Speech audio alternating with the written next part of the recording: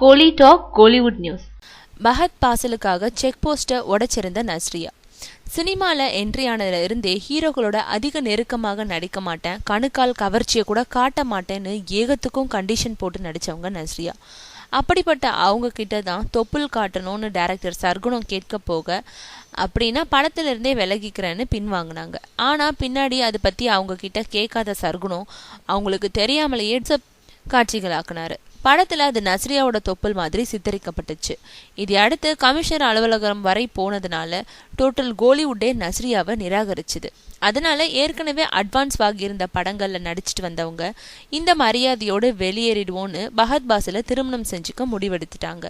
இந்த நிலையில இப்ப பஹத்தோட பெங்களூர் டைஸ்ன்ற படத்துல நடிச்சிட்டு வரும் நஸ்ரியா அடுத்து மணிரத்னம் என்ற ஒரு படத்துலயும் நடிக்க இருக்காங்க. காதலை மையப்படுத்தி உருவாகும் இந்த படத்துல அதிக நெருக்கமான காட்சிகளும் இருக்கான். இது பத்தி நஸ்ரியா கிட்ட தெரிவிச்ச போது முதல்ல தயங்கினவங்க பின்னாடி பஹத் தன்னோட வருங்கால கணவர்ன்றதுனால அவரோட நடிக்க செக் போஸ்ட் எதுக்குன்னு அதை உடைச்சிட்டு நடிக்க சம்மதம் தெரிவிச்சிருக்காங்களாம்.